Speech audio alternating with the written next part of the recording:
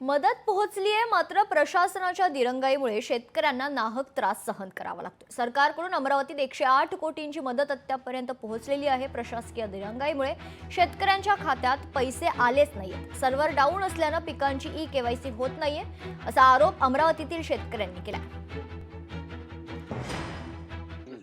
नुकसान खूप झालेलं आहे। किती एकर शेती आहे? किती खर्च आला तुम्ही पर एकर?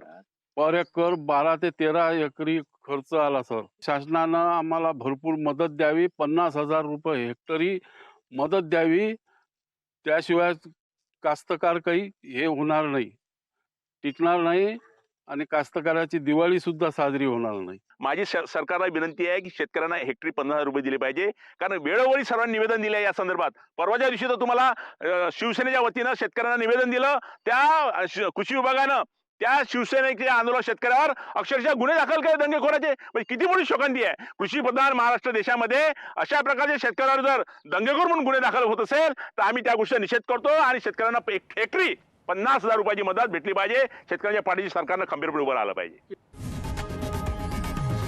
लोकशाही मराठी ऐका, पहा, जागरूक रहा।